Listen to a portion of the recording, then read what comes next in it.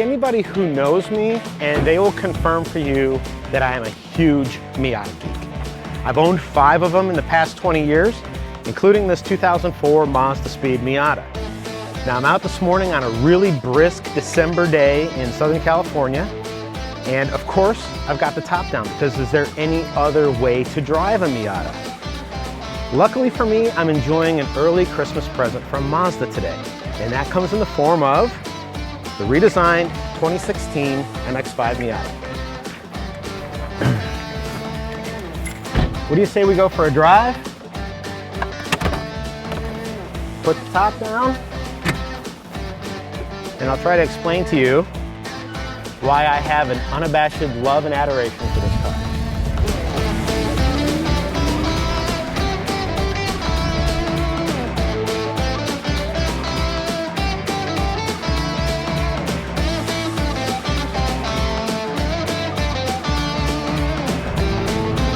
My love of convertibles started at a very early age. My dad had always had convertibles when he was a young man, and so when I was born, he actually owned a 66 Impala SS.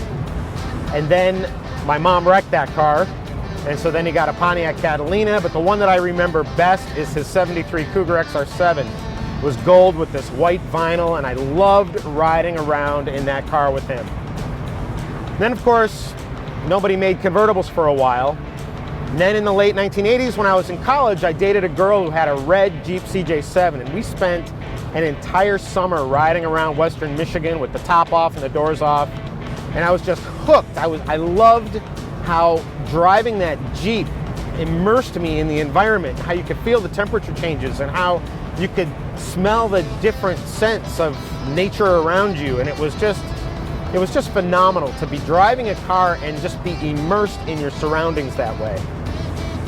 And then I started test driving cars for my job in the mid-1990s, and I got a chance to drive a lot of convertibles, but it was a Miata that stole my heart. And here's what happened.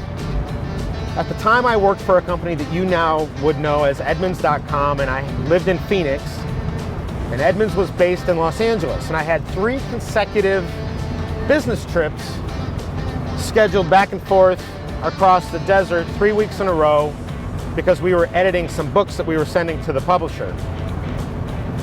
So I land in Burbank Airport the first trip, and the guy behind the rental car counter, I had an Escort reserved or something like that, and the guy behind the rental counter asked me if I wanted something fun to drive.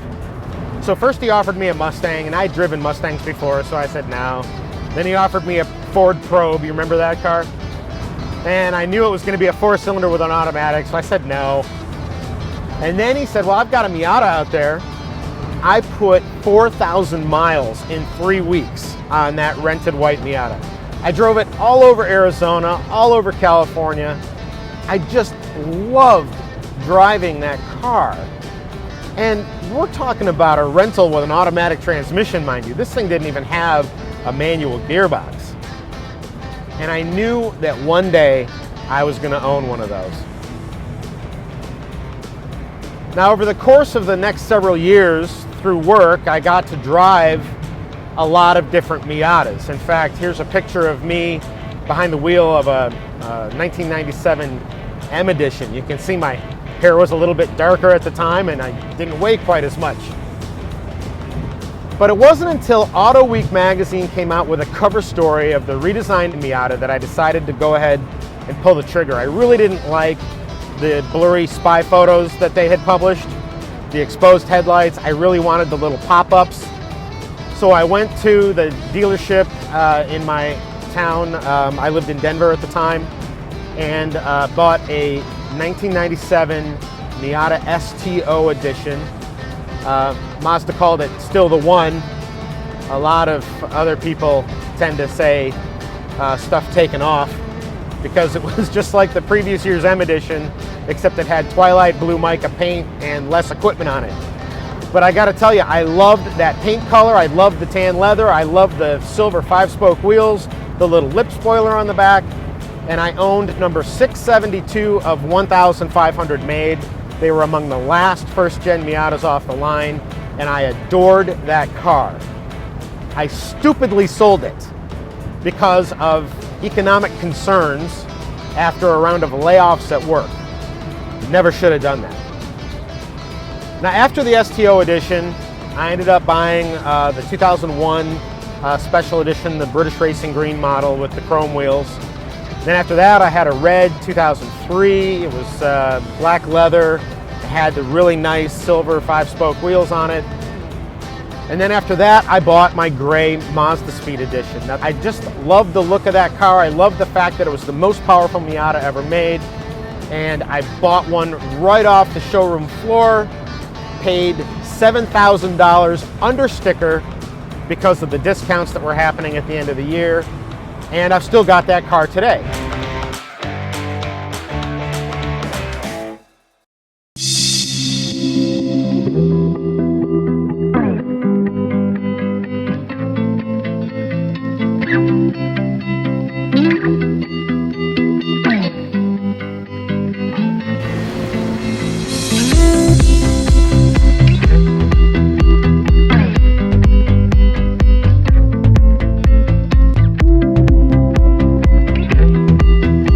So it's been half a decade since I've driven a brand new Miata, and now we're in the 2016 MX-5 Miata, the Club Edition. It's the performance tune model. It's got a strut brace underneath the hood. It's got a sport tune suspension. It's got different wheels and tires. It's got a sound enhancement system for the exhaust. Now on top of that, my test car has got the Brembo brake and BBS wheel and tire package. It's got an appearance package, it's got extra cost Soul Red paint, a couple of other add-ons, and the sticker price is $34,400 for a Miata. Now, that is staggering, I agree. But if you think about it this way, that what you're basically getting here is a half-price Porsche Boxster, suddenly there's all the value in the world associated with this car. Now, I'm not just making things up here to justify the cost of this particular test vehicle.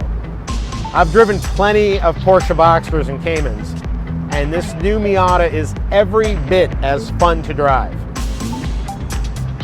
Now, the thing to remember is that this car this year is smaller and lighter than it was before. It weighs 2,332 pounds.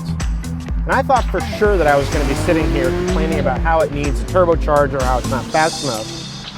But the reality is that 155 horsepower gives this car plenty of get up and go.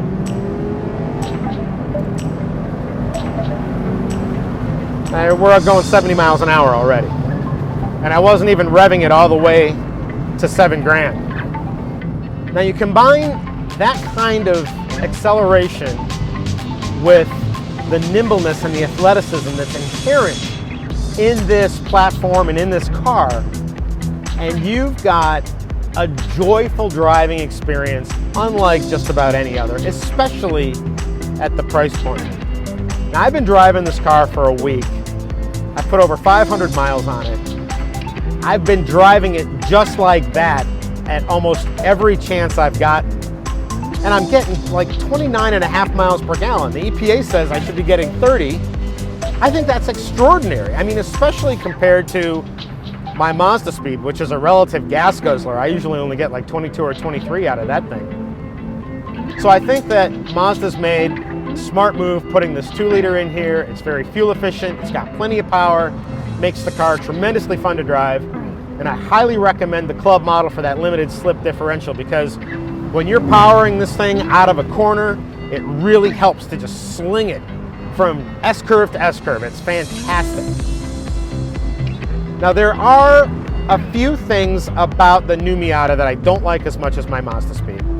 Number one on that list is I don't like the ball shifter as much as the pistol grip style shifter that's in my car. It's not terrible, mind you, I just don't like the way it feels in my hand as much.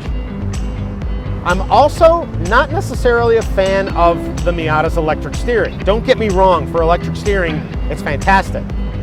But it's not as sharp or as quick as what's in my Mazda Speed. It doesn't feel as alive in my hands. And so, in comparison to my own car, it doesn't quite meet the standard.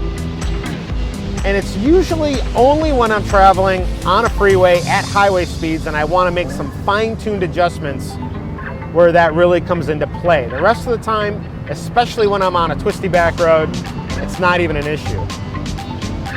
One thing that is an issue related to the steering on twisty back roads is in my Mazda Speed, my elbows don't hit the center console as I'm steering through turns. In this car, that happens all the time. I also prefer the higher seating position in my Mazda Speed. This car, it's got a lower center of gravity, the seating position's a little bit lower, and I feel more snugged down in this vehicle. In my Miata, I feel like I'm sitting up higher and I've got a more expansive, broader view of my surroundings, and I feel more immersed in the driving experience. But look, in terms of the engineering, this new Miata is a clearly superior automobile compared to my own car.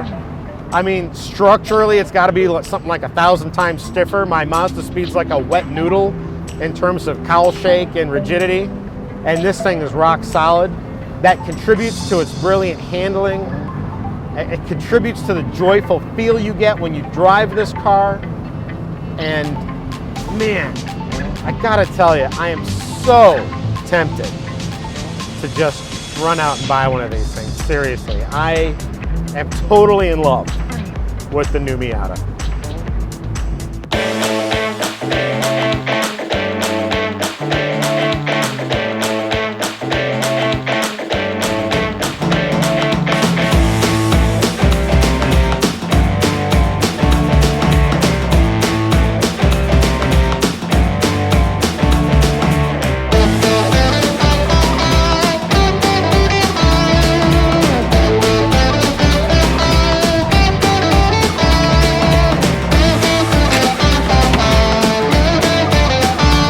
Do I want a new Miata?